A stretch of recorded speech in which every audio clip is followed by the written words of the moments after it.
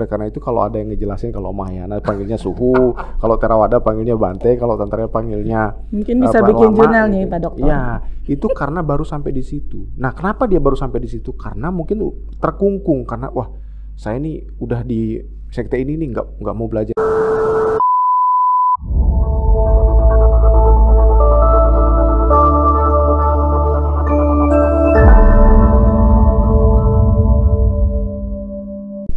Oke. Ya, terima kasih kepada Ibu Wetik Suryadi dan Pak Dr. Edi. Biar gampang manggilnya Pak Edi. Pak Edi. Pak Edi, Ibu Wetik.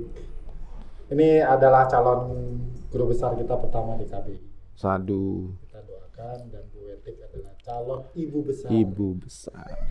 Terima kasih atas pujiannya. Jadi terima kasih atas kehadiran Anda berdua di podcast MBI DKI Jakarta yang akan ditayangkan di Budayana TV.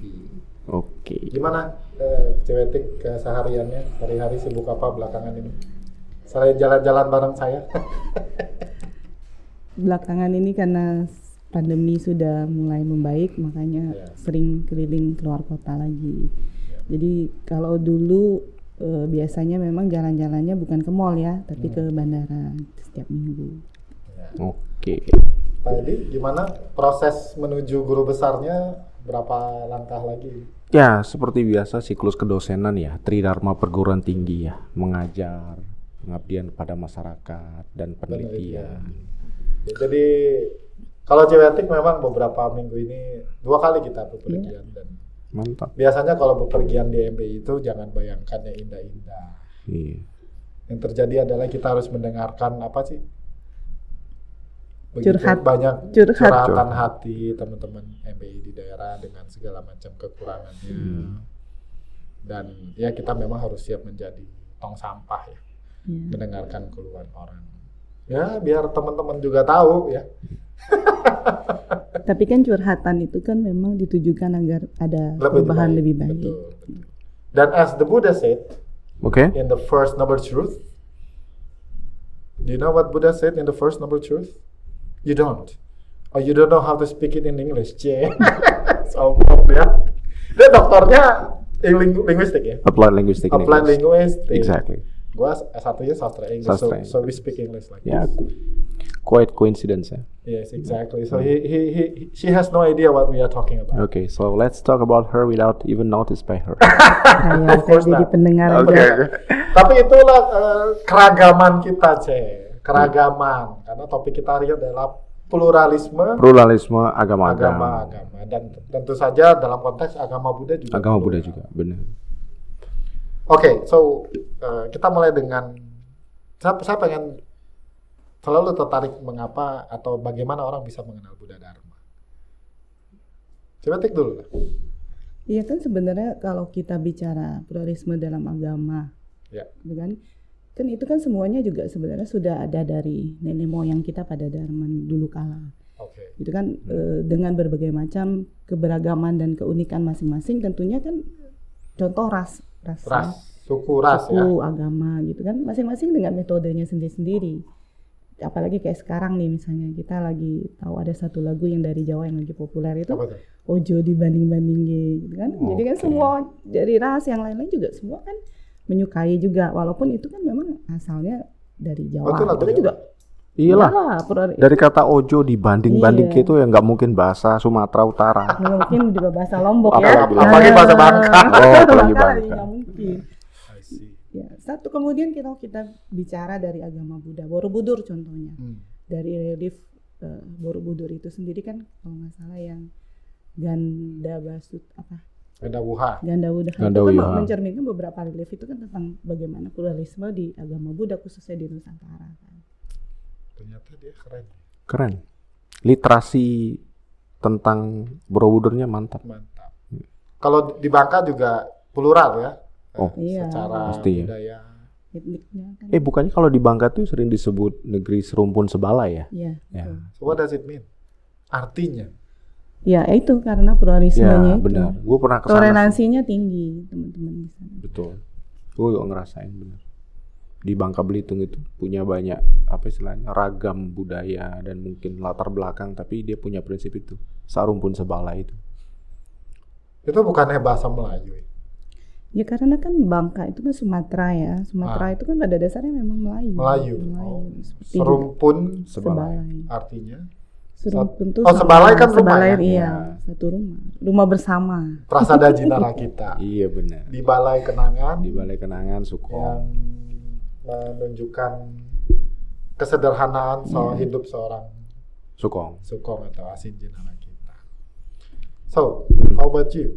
We're going to do it in bahasa ini. Oke. Engagementnya terlalu banyak dalam bahasa Indonesia nih. Nanti kita khusus bikin podcast full in English. Ya, bagi saya literasi pluralisme agama-agama ini penting ya. Dalam konteks sekarang ini ada namanya moderasi beragama. Betul. How to be moderate di dalam konteks beragama. Bukan agamanya dimoderasi, tapi bermoderasi dalam beragamanya. Mohon maaf kalau kita menggunakan istilah dari teman-teman kita Islam, bermuamalah gitu ya. Bagaimana dia berhubungan manusia dengan manusia begitu kan. Sehingga kalau kita udah berada pada konteks sesama manusia saling menghormati, maka ya agama itu kalau diperas itu ibarat jeruk gitu kan. Nah itu kan isinya cuma satu, universalisme tentang bagaimana menghargai kemanusiaan, menghargai alam, dan saling menghormati. Toleransi itu salah satu perasaan yang paling kecil dari konteks kita bermoderasi itu.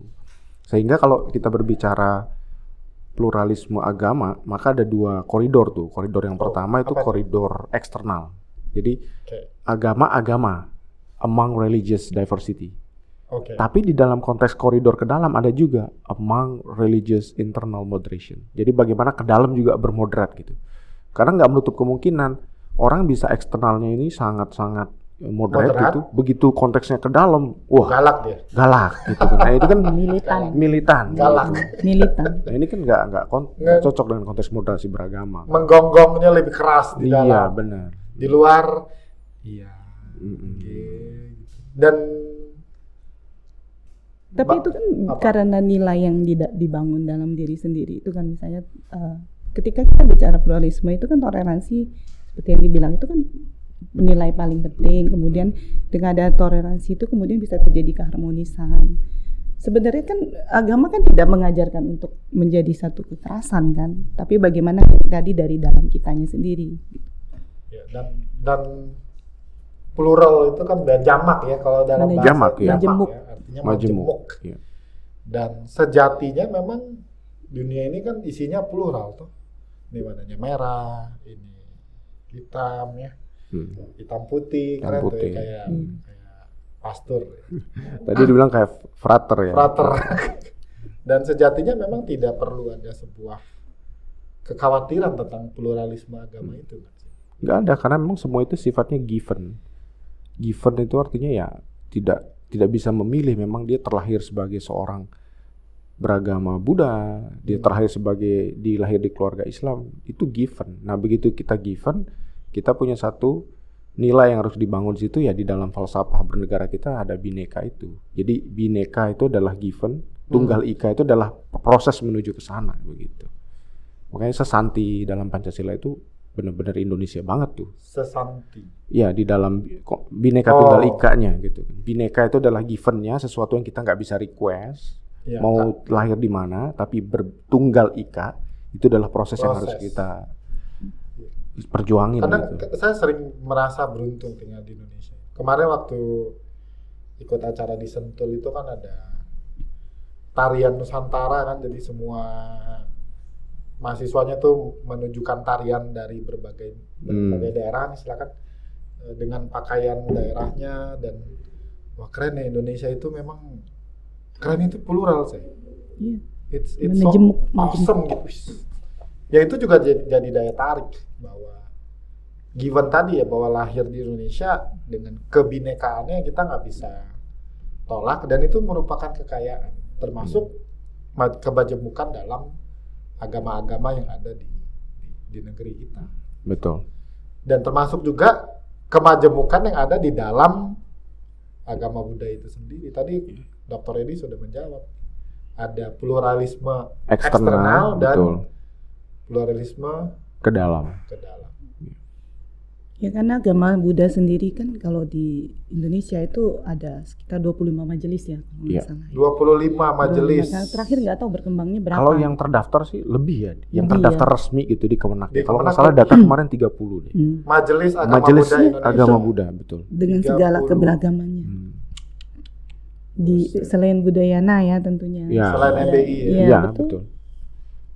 Sih. Dengan jumlah penduduk tidak lebih dari berapa? 3 juta kali ya. Kalau penduduk Indonesia beragama Buddha nggak tahu ya. Kalau data BPS ini kan selalu nggak berubah drastis ya. 2 jutaan lah segitu. Iya, padahal kalau kita mau survei real juga mungkin nggak segitu, bisa lebih banyak juga. Bisa lebih banyak. Tapi sekali lagi itu kan data resmi pemerintah. Kita pakai rujukan BPS saja. Terlepas dari itu valid atau tidak itu data. Valid itu data. Ingat data bisa tidak valid sih. Oh iya. Hati-hati dengan kata. Kan kalau ujian dokter kemarin kalau speak no by data langsung di. Oh iya. Kualitatif aman. Kualitatif aman. Oke. Kualitatif speak by research method. Iya, interpretation. Yes. Saya baru sadar ya bahwa saya satu-satunya bukan dokter. Tidak, itu plural. Ya, kita berikan saja sekarang doktor dengan pengabdian. Kan semenjak saya dulu sekber ketemu Ciweti, honoris causa. Honoris causa di MBI ya. Cocok. Iya, cocok. Bisa. Gelar doktor. Nggak bisa. Honoris causa hanya diberikan oleh lembaga pendidikan tinggi. Oh, pendidikan tinggi. Kecuali MBI-nya jadi lembaga ya, pendidikan. Pendidikan terdaftar di Dikti boleh tuh. Oh, boleh. Dr. H.C. Weti. Apa karyanya? C.H. Kalau nanti dia bergelarnya di belakang. Oke. Kan gelarnya udah di depan UP. Ya tapi untuk apalah sebuah gelar. Iya benar. Sepakat saya. Sepakat. Itu kan hanya proses yang telah diselesaikan saja. Ya, gitulah. Jadi ganti topik. Iya. Sampai mana tadi gua lupa tiba-tiba. Sampai di eksternal dan internal. Ya bahwa 30 lebih ya data. Iya, 30 lebih. Ya tapi itulah kekayaan. Bahkan di dalam keluarga budaya Indonesia sendiri pun kan pluralisme adalah sebuah keniscayaan. Yang saya suka itu kalau lihat foto bersamanya Sangga Agung. Iya. Kalau Sangga sama ya. Atau Rapim. Iya benar, atau Rapim Sagin gitu ya. Jubahnya, Dulu saya nggak ngerti loh. Asli. Sebelum saya pertama kali kenal Budayana, kemudian mengenal ada Sekber PVBI, ada MPI, kemudian ada Sangga Agung dan macam-macamnya sekarang. Ternyata gitu ya. Pluralismenya tuh nyata. Benar. Dan ternyata gitu loh, Cek. Kalau misalnya conference Buddhis di luar negeri, itu kalau foto bersama gitu juga. Jadi para biksu dan biksuni dari berbagai tradisi itu ya kelihatannya gitu semua. Iya. Saya pernah ikut acara Sakyadita ya waktu itu di Bangkok ya. Kita ke Bangkok. Kita ke Bangkok. Terus ada satu biksuni yang jubahnya warna ungu. Saya baru pertama kali lihat biksuni jubahnya ungu. Begitu. Ya, di momen-momen yang internasional seperti misalnya kalau saya pribadi kan sering diundang tuh. Lolos paper lah gitu. Kemudian presentasi ada yang annual itu namanya IABU ya, International Association of Buddhist University. Itu pernah ngadain di Myanmar, pernah ngadain di Thailand, dan yang terakhir ya, sebelum COVID itu di Vietnam di Baidin Temple. Nah itu kalau kita lihat di Vietnam sendiri kan yang paling populer di sana ajarannya adalah Hat Sutra ya, Mahayana, Pure Land begitu. Dan itu sangat supreme sekali di sana. Bahkan ada Supreme Patriarch untuk Pure Land segala macam gitu. Tapi begitu kegiatan atau event internasional itu ya, kalau Ciweti ngelihat ungu ya, saya dulu pernah ngelihat macam-macam warna. Bahkan ada yang biru, kuning, orange tuh ada gitu kan. Tapi begitu masuk di ruang-ruang diskusi, conference-nya begitu kan. Ya mereka masuk ke tataran nilai. Nah, tataran nilai ini kemudian dieksplorasi berdasarkan konteks yang kita hadapi nih dalam kehidupan kita.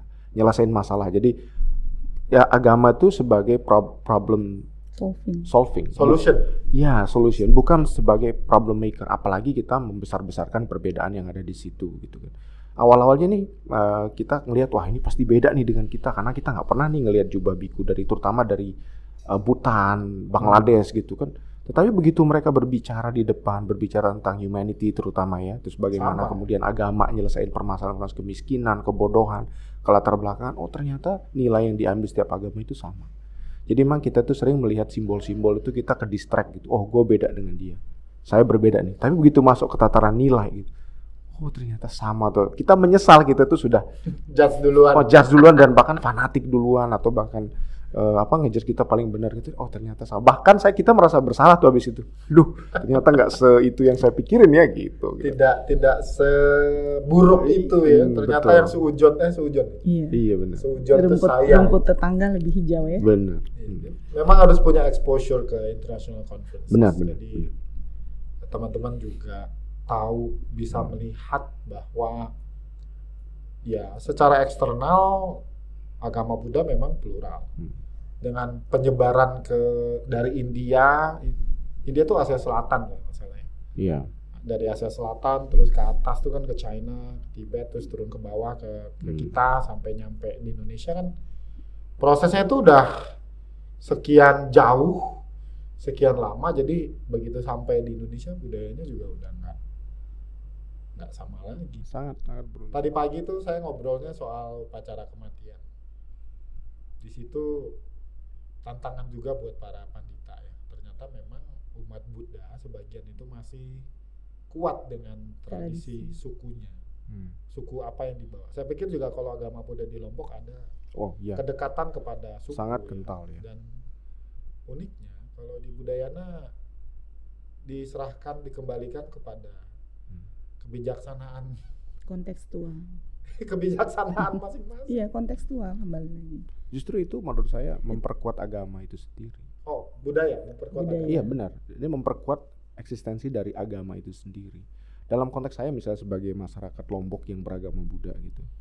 Kalau kita trace back ke belakang kan umat Buddha ini sebelum pertama kali misalnya para misionari Dharma ke sana. Mungkin kalau di Lombok konteksnya ada beberapa tokoh seperti Romo Komanggede misalnya. Bagaimana beliau ke sana mengengage orang-orang yang notabene-nya mungkin belum mengenal agama tapi udah punya tradisi seperti muja, begawe, kemudian meroah. Itu kan 3 hal yang nggak ada konteksnya dengan agama Buddha gitu kan. Tapi begitu agama Buddha masuk, memperlurus, memperhalus, dan yang paling penting adalah membuat hal ini menjadi suatu tindakan yang berujung ke pencapaian nibbana begitu. Jadi ini juga selaras gitu, asal kita pemahamannya benar. Kan yang paling pertama dari Jalan Mulia Arya tuh. Betul, Astarya Magga itu kan pandangan dulu. Nah, ketika dia melakukan tradisi-tradisi dengan pandangan udah benar, maka sebetulnya no problem, tidak masalah. Jadi budaya itu memperkuat eksistensi agama itu. Tapi banyak juga case, gak hanya di Indonesia, mungkin di luar ya. Saya ngelihatnya begitu institusi agama ini masuk, kemudian dia membentur-benturkan antara budaya lokal dengan ini. Lama-kelamaan yang menang adalah budayanya. Karena mereka sebelum agama dikenalkan, mereka dikenalkan oleh budaya dulu sendiri. Bayangin begitu orang lahir misalnya di Lombok, misalnya dia harus buang au dulu. Bukan Wisuditi Sarana, buang au itu istilahnya dia pusarnya putus gitu kan. Dan diturun tanah lah gitu, gimana caranya supaya dia itu terberkahi. Dan itu nggak ada parita, nggak ada mantra, nggak ada ini gitu. Tapi itu yang membuat ini sebagai manusia. Jadi setelah itu baru muncul doa seperti pelimpahan jasa. Jadi sebenarnya bisa saling beriringan antara budaya lokal. Betul. Asal jangan dibenturin aja. Kalau dibenturin, nah bahaya. Salah satu ciri orang nggak moderat itu membentur-benturkan ajaran lokal budaya. Oh ini nggak cocok, ini nggak sesuai, ini hajar habis. Nah itu ini nggak sesuai dengan Buddha Dharma ini. Nggak ada nih di Tipitaka. Nggak ada di Tripitaka itu Ini podcast juga nggak ada nih zaman Buddha. Ya kemana-mana jangan ada pesawat bang. Benar. Ya tapi kan kalau bicara pluralisme ya, kalau kita kan di Buddhis kita mengenal engage Buddhism itu sendiri, itu kan sebenarnya juga bagian dari itu. Kenapa? Karena kan manusia tuh pada dasarnya kan makhluk sosial, artinya dia kan tidak bisa hidup sendiri begitu. Jadi dengan segala berbagai macam pluralismenya itulah bagaimana menjadi satu gitu, engage. Benar. Dan engage Buddhism ini sebetulnya kalau kita terjemahkan ke dalam bahasa yang operasional ya, yang orang semua paham adalah agama Buddha yang terpakai. Agama usable Buddhism. Terapan lebih tepat. Iya, terapan. Agak aneh. Iya, tapi supaya jalan gitu. Ini agama Buddha yang terpakai. Karena jangan sampai kita misalnya punya pandangan agama Buddha nih, agama Buddha bagus, tapi nilai-nilainya tidak terimplemented. Gimana orang lihat nilai-nilainya. Jadi engage terhadap permasalahan itu penting untuk dilakuin. Benar-benar untuk menjawab permasalahan dan tantangan. Baik buat dirinya sendiri, transformasi sosial bahkan masyarakat luas atau global kalau dia mampu buat gerakan misalnya seperti Seci misalnya. Seci ini kan luar biasa. Dikenal bukan hanya internal Buddhism juga gitu, tapi di luar. Nah, kalau kita lihat dari konteks itu mungkin ya itu disebut dengan engage juga. Ya, meskipun Seci ya, tapi kita enggak boleh ini juga kan, berarti mereka juga punya niat yang baik begitu untuk mengengage permasalahan-permasalahan sosial gitu. Ya, pengurus Seci itu sendiri nggak semuanya beragama Buddha ya. Benar. Kita lihat ya, bahkan petingginya itu kan kalau nggak salah Katolik ya. Benar. Gitu. Jadi memang ya dengan segala macam kemajemukannya itu, Indonesia sendiri yang kayak tadi Muming bilang kan, kita memang sangat-sangat kaya akan nilai-nilai yang diwariskan oleh nenek moyang, yang kita bilang tadi bahwa itu tuh sebelum agama itu hadir, budaya itu sendiri kan memang sudah ada gitu kan. Budaya bagaimana menghargai perbedaan-perbedaan dalam agama, ras, bahkan waktu zaman nenek moyang itu.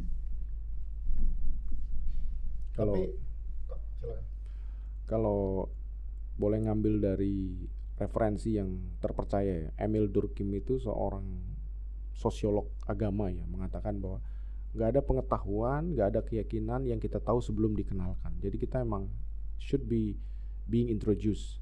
Nah, oleh karena itu saya sangat yakin sebelum kita sebagai masyarakat beragama, kita ini masyarakat berbudaya dulu sebetulnya. Kalau kita lihat misalnya dari zaman leluhur kita jadi Nusantara, era-era kerajaan, era-era sebelum munculnya agama sebagai sebuah institusi atau majelis dalam sekarang begitu kan, yang disahkan oleh pemerintah kan, yang disahkan oleh pemerintah kan, dan harus terdaftar dan harus terdaftar. Ya karena nah kemudian juga ada yang, kalau religion itu kan ada istilah organized religion. Jadi some people, I don't believe in organized religion. Jadi mereka tambahkan kata organized, yang berarti agama yang dikelola, diatur. Tapi ketika bicara konteks religion, ya do have yang boleh disamakan dengan spirituality ataupun culture, budaya tadi yang sering kita bahas. Tapi mereka nggak percaya dengan organized religion. Dan ini kemudian menaruh agama Buddha ini in between. Because in Indonesia it is organized religion. It is organized. Karena kan kita mesti daftar majelis, kemudian dikelola oleh Kementerian Agama, oleh Dirjen Bimas Buddha, teman-teman di sana. Benar. However, Buddha Dharma ini pun dia floating teaching yang kalau lu tidak mengakui lu sebagai seorang Buddhis pun, as long as you practice, ya Anda menerapkan nilai-nilai Buddha Dharma itu sendiri. Uniknya begitu kalau menurut saya melihat bahwa sometimes karena pernah bersinggungan dengan beberapa teman-teman praktisi di barat, ya mereka agak shock juga sometimes kalau ada gitu di Ministry of Religious Affairs gitu.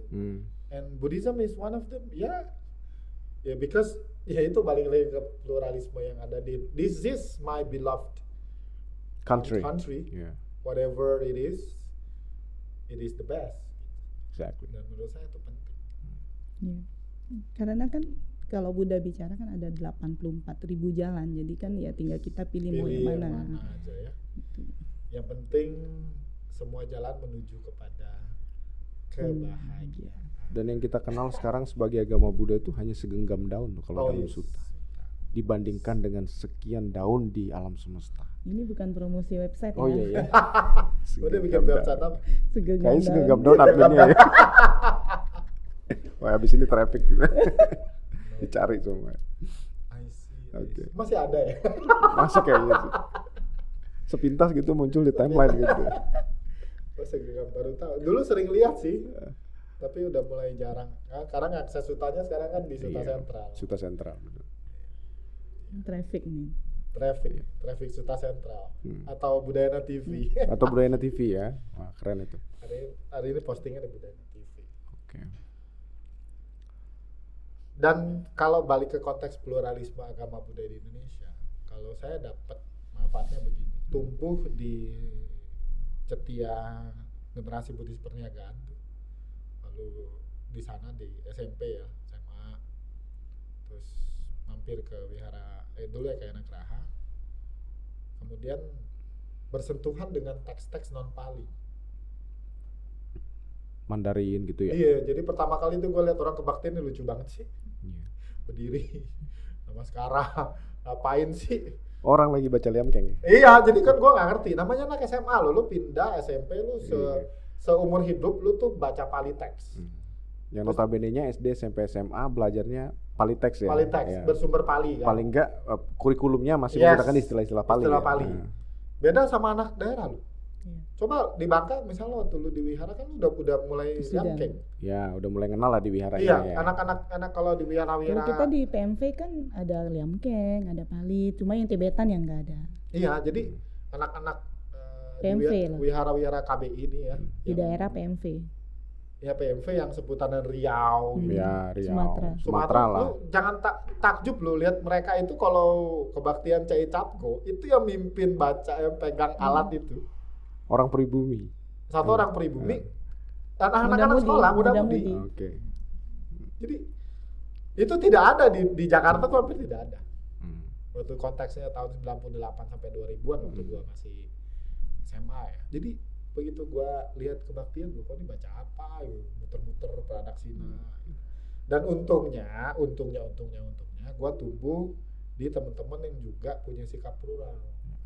Jadi diajarin juga ya nggak apa-apa, malah kan diajak kayak Kayana waktu itu kan, ya ikut aja gitu. Dan kemudian ketemu tuh kayak Yadi, Awi, nyemplung lah di Sekber PVBI. Nyemplung lah, begini, ternyata banyak, dan begitu banyak. Dan lo keseret arus sampai sekarang. Aha momen dan keseret arus, tenggelam sampai ya di sinilah kita bersama bertiga. Ya, yang disebut Bro Moming tadi itu perihal penghargaan terhadap perbedaan itu adalah satu, mungkin ada akseptasi ya, menerima. Tapi being tolerant itu tidak cukup hanya akseptasi, karena hal tersebut kadang orang juga buktiin dong kalau nggak radikal dalam konteks penghargaan misalnya, buktiin dong kalau tolerannya gitu. Nah, mungkin orang nggak langsung bilang buktiin, tapi dengan cara kita yang udah terbiasa, misalnya ya udah membaca teks Pali sering, Parita gitu kan, tapi suatu saat kita nemuin anak bisa liamkeng yang notabene-nya selama ini pakai Pali gitu, amazing kan sesuatu yang ini. Enggak, mohon maaf ya misalnya, jijik atau gimana, enggak. Padahal kalau kita lihat paralelisme atau hubungan antara arti terjemahan transliterasi Pali dengan misalnya di Mandarin misalnya teks liamkeng kan hampir sama. Banyak yang mirip. Kalau di Parita ada Tisarana, di Mandarin ada San Kuei, ya kan? Kalau di Parita Suci ada Karenamita Sutta, ada Taipei Chu di sana begitu. Jadi sebetulnya permainan bahasa ini hanya konteks luar ya, simbol-simbol, religion as a symbol. Kemudian begitu kita masuk ke tatanan essence agama, ternyata rasanya sama. Makanya kan di Mars Budayana kan jelas air samudra luas, banyak satu rasa. Itu ada referensi. Ada dong. Udananya sekian lah, gue nggak ingat. Waduh. Dadakan soalnya. Biasa kan pembicara harus ada persiapan. Ya tapi itu pluralis, cara pandang itu kemudian membawa me personally. Jadi berkenalan dengan teks non Pali yang notabene kita memang di sekolah hanya itu yang diajarkan ya. Saat ini memang standar nasionalnya. Standarnya hanya itu. Pali. Dan ketika mengenal nama-nama seperti Nagarjuna, kemudian Acarya Santidewa, Sterling Padharma Kirti, dan Guru Atisa,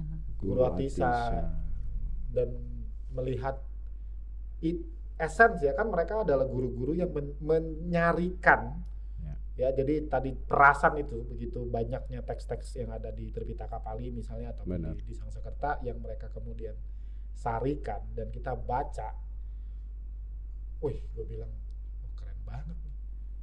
Apa ya dulu pertama kali pernah baca teks Lojong itu The 8 Verses of Mind Training. Aku akan menempatkan diriku sebagai yang paling rendah di antara semua orang. Itu salah satu yang gue ingat. Dan I think kalau gue tidak punya cara pandang pluralisme itu, bahwa agama Buddha itu bukan hanya sebatas satu tradisi, most probably gue udah akan apaan sih? Tapi untung gue enggak gitu. Bahkan menganggap itu sesat. Iya. Yang kedua mungkin agama apa? Bisa jadi agama Mahayana.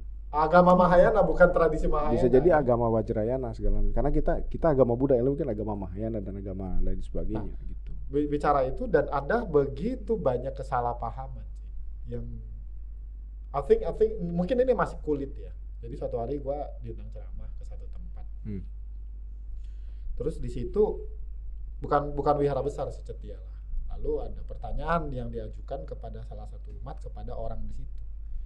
Apa sih Pak bedanya Theravada, Mahayana, Vajrayana? Penjelasannya gue ingat sampai sekarang. Kurang lebih seperti ini. Kalau Mahayana itu manggil bantenya suhu. Bacanya sutra. Kalau Vajrayana itu manggil bantenya lama, pakai bahasa Tibet. Terus gue dalam hati bilang, what? you understand what I mean? What? Ya karena kita tidak diajak bicara. Nah, kalau saya prinsipnya gitu, kalau tidak diajak bicara ya diam. Meskipun tergerak sih untuk sekedar ikut terlibat dalam konversasi itu dan menjelaskan bukan cuma itu Pak gitu. Tapi itu yang beredar menurut saya. Oke. Setuju? Iya, karena itu kan yang kulit luarnya. Iya, kenyataannya memang seperti itu ketika kita melihat satu biku Mahayana ya suhu ya manggilnya, kalau yang Theravada Bante gitu. Kemudian kalau yang Vajrayana lama Rinpoche gitu. Ya, maksud saya itu yang terlihat lah. Yang terlihat. Benar. Menurut saya itu adalah efek dari kurangnya literasi terhadap keberagaman itu sendiri. Kemampuan ngejelasinnya baru sampai di tataran itu gitu. Padahal kalau kita membahas soal yana dalam agama Buddha itu sangat filosofikal sekali, dan menurut para ahli kan namanya school of thought, skolastik. Bagaimana melihat ajaran dari sisi penafsiran kritis gitu kan. Oleh karena itu kalau ada yang ngejelasin kalau Mahayana panggilnya suhu, kalau Theravada panggilnya Bante, kalau Tantra panggilnya mungkin bisa bikin jurnal nih Pak Dokter. Ya, itu karena baru sampai di situ. Nah, kenapa dia baru sampai di situ? Karena mungkin terkungkung karena wah, saya nih udah di sekte ini nih nggak mau belajar yang ini. Jadi harusnya wawasan intersektarian itu menjadi dasar bagi untuk peningkatan literasi. Sehingga walaupun dia tetap di jalan yang satu itu, tapi wawasannya luas, ngejelasinnya nggak bakal kayak gitu. Enggak toh. Mari kita bedah Sarwastivada, Mahasarwastivada. Seperti itu, berbeda karena sejarah perpecahan yana itu dimulai sejak Buddha Parinibbana, kemudian muncul tafsir, muncul interpretasi sampai ke sini. Dan andaikan gitu. Saya bicara kadang andaikan ada pencerahan ya, artinya ada ternyata teks-teks Nagarjuna misalnya atau nama-nama yang saya tadi sebut kalau mau dipelajari itu wah ini sarinya semua ini. Benar. Tapi akses ke situnya yang nggak gampang karena satu mungkin kendala bahasa ya. Kan bahasa itu kan nggak semua orang menguasai gitu. Kita ambil contoh lah kayak Pak Udaya itu melakukan penelitian tentang Borobudur gitu kan. Serat-serat dalam bahasa Jawa itu kan ada Jawa halus, Jawa kasar, Jawa apa, itu kan nggak semua orang juga tentu bisa mengakses ke situ. Apalagi yang kuno-kuno contoh lontar ya, itu kan nggak mudah gitu. Itu yang mungkin jadi kendala kenapa literasinya itu tuh nggak banyak itu ya seperti itu. But anyway start with maksud saya mulai dari cara berpikir. Benar, itu yang gue mau bilang tadi. Akses kita bisa buka, bahkan sekarang ada banyak sekolah tinggi agama ya. Artinya kemudian akses secara digital juga bisa. Well menurut saya itu bisa dipelajari. Sebagai orang linguistik, any language that exists in the world we can learn about it. Kita bisa belajar. Dan itu sangat mudah loh, bisa tinggal ketik di Google langsung keluar. Kemarin bahasa Hokkien ya. Kan? Tapi ketika tidak ada bekal pemahaman bahwa ternyata plural loh. Jadi saya keluar dari zona saya, nggak akan bisa. Punya akses nih udah kebuka. Tapi pandangan kita sempit, pemahaman, udahlah saya nggak boleh belajar kayak lain. Ini sesat yang lainnya gitu kan, nggak akan bisa juga. Dan itu ditanamkan. Aku ikut beberapa grup WhatsApp yang ada 1-2 oknumnya. Kalau ada yang posting selain tradisinya, itu dia kasih komentar. Di ban ya. Dia nggak boleh ban, dia cuma boleh komen. Oh, di komen doang. Dan biasanya kalau dia komen, gua akan ikut komen. Karena yang namanya cara pandang pluralisme ini yang membuat saya personally itu jadi kenal banyak tradisi dan banyak esensi ajaran tuh menurut gue tuh keren sekali. keren sekali.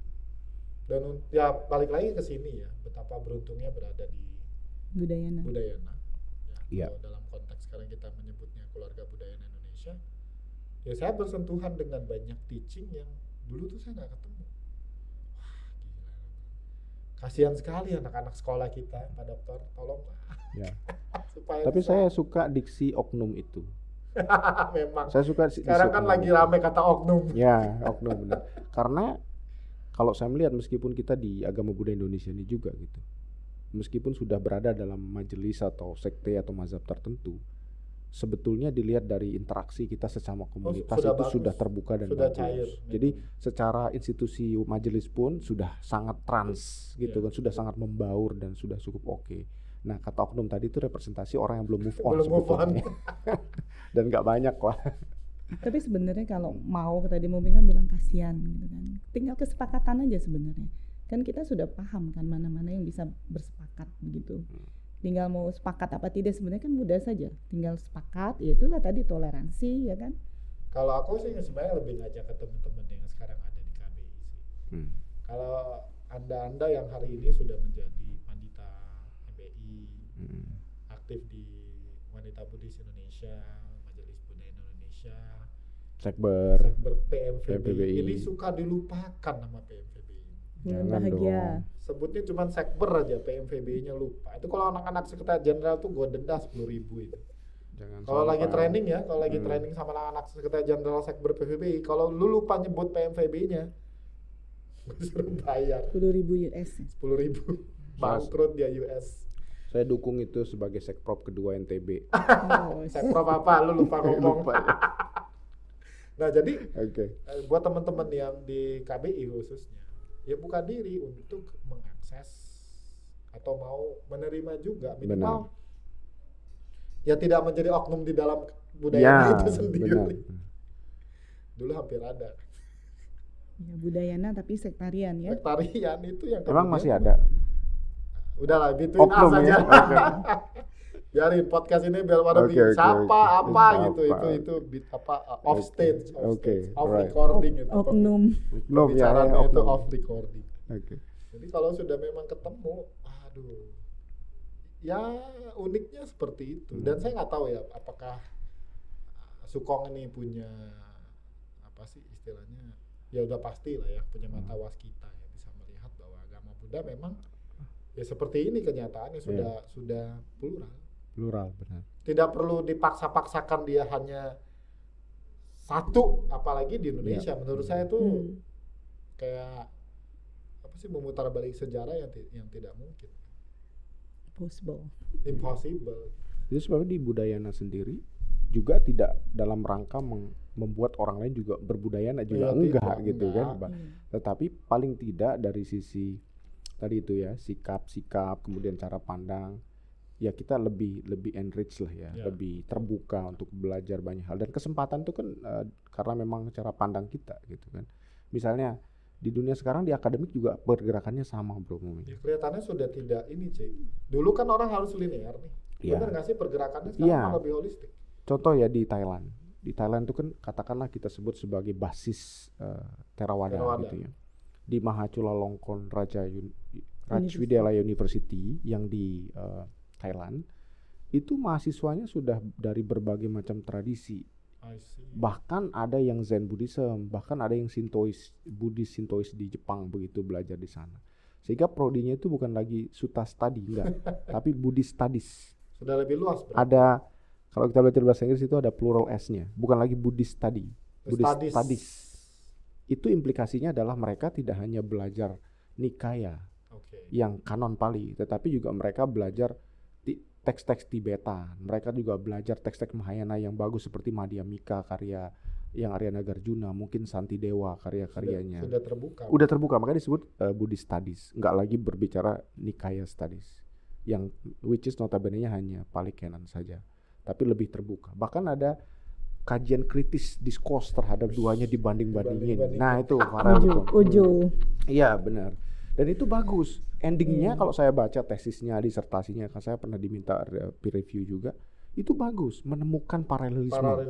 Antara misalnya kitab suta dengan suta A suta B, bahkan suta dengan bagaimana Madhyamika, filsafat Nagarjuna misalnya. Jadi bagus kajian itu menurut saya gitu, dan pada akhirnya menemukan juga ternyata momen ya podo wae gitu kan. Sing podo wae ojo dibanding. Dan itu ada buktinya bahwa bisa dikaji, ada datanya kan. Iya. Itu kajian literatur sih. Ada orang yang memang iseng 10 buku apa dia dikaji satu-satu dicari persamaannya ada. Iya. Systematic literature review. Iya. Ya itu kan Hipasiko kan membuktikan kembali. Benar. Makanya jadi satu keberkahan sendiri bisa berada di negara yang pluralisme. Negaranya plural. Iya. Udah satu, negaranya plural, ya. Negara Kesatuan Republik Indonesia. Kedua, nyemplungnya di komunitas agama Buddha yang pluralisme. Yang plural cara pandangnya. Dan jadinya udah biasa melihatnya itu udah biasa. Jadi ya sudahlah, memang tumbuh di situ 20 tahun tumbuh di situ, dan nggak ada yang salah kok, karena memetik manfaat. Udah 20 tahun. Ada 20 tahun ya. Okay. Terakhir waktu Munas Cipayung itu kan 99 ke 2000. 99 ke 2000. Jadi udah tahun 2022. Ya almost. 22 tahun. 22 tahun. Oknum. Jadi oknum. Kalau Bro Edi sejak apa? Saya semenjak lahir. Nggak ya? Maksudnya? Netas di Budayana sejak lahir. Iya, karena kan bapak sendiri almarhum kan memang pandita juga begitu kan. Upacarika dulu kan. Berarti ini yang tidak bisa memilih ya? Iya benar, tidak bisa memilih. Given tadi. Given. Udah gitu. Sama dia juga netasnya di Budayana langsung. Udah gitu semenjak teenagers begitu kan, ya paman sekaligus ini juga Bante di Sagi gitu kan. Di mana? Maksudnya Lombok sebelah mana kan banyak? Lombok Utara dong. Bante ex Bante Swadaya, paman gitu kan. Di daerah apa dia? Daerah Tegalmaja. Oh iya, Tegalmaja. Tebanyak Tegalmaja. Nah, memang sudah begitu lahir memang sudah di komunitas Budayana. Jadi kemudian ya kalau kita kan bertahap ya, masuk ke PMP kemudian Sekber, Sekber PMPBI, ya kemudian masuk lagi pengabdian nggak putus sampai di sekarang di majelis gitu ya. Sekarang bukan bulan bahagia ya? Oh belum. Ada juga dulu kali. Jadi pengabdian tidak terputus. Kalau saya nggak netas di Budayana. Enggak ya. Di mana kan netasnya? Netasnya malah sebenarnya setiap tempat di sekolahku itu cara pandangnya juga udah Budayana waktu itu. Karena waktu itu gue inget banget kita bacanya kan Namo Sangya Adi Budaya gitu kan. Terus di Cetia itu meskipun bukan wihara, cuman aula. Ya balik lagi ke itu, kalau minggu kalau biku datang ya disuguhkan makanannya ya vegetarian. Meskipun bukan wihara, Cetia itu. Tradisi. Nah, netasnya ketika ketemu Awi sama Kode tadi, dan menetaslah di Budayana. Sebenarnya Anda malah lebih senior daripada saya, karena kan saya netasnya belakangan. Oh iya. Karena kamu berteman dengan orang yang benar, makanya jadi benar. Cara pandang pluralismenya yang kemudian dan waktu itu saya ingat ada satu biksu ya, sayangnya beliau sudah lepas jubah juga. Itu minta tolong saya translate satu teks. Begitu saya baca, keren sekali teksnya. Nggak pernah belajar gitu. Ini waktu sekolah tuh nggak pernah belajar teks seperti ini. Di situ saya cari tahu lagi, ternyata ini teks Tibetan. Ini banyak sekali teaching yang kita nggak ketemu. Iya. Kalau belajar di sekolah tuh nggak ketemu, coy. Dan analogi. Ya karena di sekolah kan kurikulumnya Pali. Iya. Dan mungkin saya pikir perlu ya pembaharuan kalau memang bisa ya, bahwa anak-anak tuh bukan hanya dimasukkan agama Buddha dari satu tradisi saja, tetapi dengan kekayaan agama Buddha dari berbagai tradisi bisa dimasukkan. Mungkin kita bisa berjuang untuk itu. Ya tinggal kesepakatan aja kan sebenarnya kan ada regulatornya kan sudah ada, tinggal kita sepakat aja. Sepakati bahwa supaya anak-anak Buddhis Indonesia juga punya cara pandang plural. Karena begini loh, I think kalau saya meyakini sih kalau umat Buddha Indonesia umat Buddha di negara ini tidak punya persoalan dengan pluralisme. Nggak ada persoalan. Nggak ada persoalan karena kita memang menerima pluralisme. Tapi akan lebih diperkuat dengan juga pemahaman akan pluralisme yang ada di agama Buddha itu sendiri. Ya sama, kalau kita di Budayana kan pluralisme itu misalnya tadi ya dalam upacara kematian kan ada tradisinya kan. Terus ada juga tata caranya yang Mahayana. Sekarang kita sudah punya ada rujukannya juga kan. Kemudian yang dengan tradisi Pali. Tapi kan tidak semua pandita kita juga menguasai yang seperti tadi dibilang versi tradisi Mahayana ataupun apa yang umumnya kan yang bisa lebih mudah diakses kan ya dengan Pali. Termasuk juga pada saat upacara pemberkatan perkawinan yang sekarang ini rujukannya hanya Pali gitu. Kemudian kita beberapa kali memimpin upacara itu kemarin ya waktu beberapa minggu yang lalu itu ada versi Tibetan gitu. Tapi yang memimpin bukan kita karena kita tidak bisa ya. Jadi dari memang yang mereka yang paham. Kebetulan yang waktu itu menikah itu adalah Kadam Chuling ya dari alirannya Subhadra Ruchi, dari mereka lah yang memimpin gitu. Jadi ya itu indah, jadi pluralisme kan dalam yang tadinya kita hanya mendengarkan yang pemberkatan itu dalam bahasa Pali, kemudian tiba-tiba ada dalam bahasa Tibet gitu kan. Jadi itu ya tadi itu keberagaman itu sendiri gitu. Dalam bahasa Sasak bisa juga. Oh bisa, kan ada puja Sasak dalam bahasa Sasak ya. Ya sebelum umat-umat di Lombok Utara itu mengenal parita sebagai ucaran pendarasan, ya mereka menggunakan bahasa-bahasa lokal yang mereka pahami. Yang kemudian sekarang dikenal dengan penghayat kepercayaan. Iya, yang sekarang mungkin dikenal dengan konteks itu. Nah, saya tertariknya ke soal pendidikan tadi itu. Kenapa pendidikan kita sekarang masih yang pendidikan agama Buddha ya masih menggunakan istilah-istilah atau term Pali? Ya karena memang pendidikan itu sendiri memang harus ada standar, ada standarisasi. Nah kalau kita mau merubah segala macam kan perlu ada kajiannya dulu nih, naskah akademiknya. Kita mau merubah peraturan pemerintah bukan undang-undang ya, PP 55 tentang agama dan keagamaan itu juga kan yang ngusulkan dulu agama Buddha. Lah masa sekarang yang mau merubah adalah agama Buddha, kajiannya seperti apa? Nah itu yang perlu kita kaji. Saya pikir, tapi good newsnya karena sekarang di tempat saya mengajar di Setaban Sriwijaya juga sebagai lembaga sertifikasi guru agama ya. Saya melihat memang sangat bagus pergerakan sekarang ini. Bagusnya gini, tetap kurikulumnya itu istilah-istilah Pali karena memang sudah standar nasional yang kita sebut dengan Kurnas atau kurikulum nasional. Tapi strategi, metode, pedagogic effort yang dibuat oleh guru itu lebih fluid, lebih engage gitu. Nggak harus misalnya nih di sebuah konteks di Bangka Belitung yang notabene-nya begitu lahir dia mungkin paham bahasa Hokkien segala macam gitu. Yang lafaz Palinya tidak harus menggunakan Sinhala atau Magadha gitu kan. Ya karena memang dia sudah lahir udah Hokkien maka nggak masalah, tidak dinilai lagi soal lafaz. Tapi bagaimana penghayatan saja gitu. Kemudian Jawa misalnya yang medok kalau bisa ini, nah bagaimana parita itu seperti Magadha pronunciation itu juga nggak seperti itu. Jadi lebih ke arah bagaimana strategi guru aja. Karena di dalam pendidikan agama yang secara umum juga kurikulumnya nggak ngebahas soal sekte Theravada enggak, tetapi hanya menggunakan term-termnya saja. Misalnya sila samadipanya. Nah itu kan general, bahkan di tempat manapun ada prajna, ada nekama dan sebagainya begitu kan. Jadi sifatnya di karakter gurunya yang lebih urgent menurut saya sekarang, bukan merubah kurikulumnya karena itu susah, lama prosesnya. Merubah undang-undang itu nggak segampang yang kita mau gitu kan.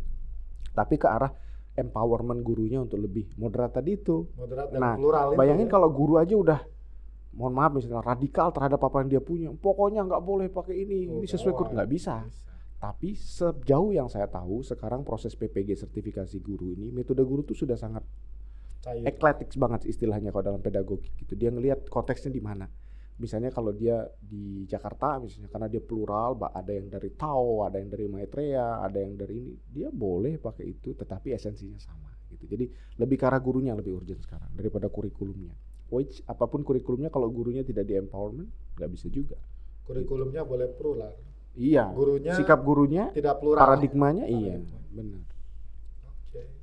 Membicarakan pluralisme dan ada garis benang merahnya bahwa Itu termasuk bagian dari sikap moderat ya. Benar, moderasi beragama. Moderasi beragama. Ingat, bicara moderasi beragama bukan agamanya yang dimoderasi, bukan, tetapi cara beragama yang cara tadi bermuamalah. Ya, membawa kemaslahatan umum. Betul. Ya. Dan Cewetip dan Pak Edi. Oke. Saya pikir pembicaraannya menarik, tapi sebagaimana yang Buddha ajarkan, ada yang namanya ketidakpastian dan ketidakkekalan. Betul. Demikian juga pertemuan kita pada hari ini. Terima kasih untuk kesediaannya hadir di studio podcast MBI DKI Jakarta di Balai Kenangan Prasada Jinaraki. Sama-sama. Thank you for your time. Welcome.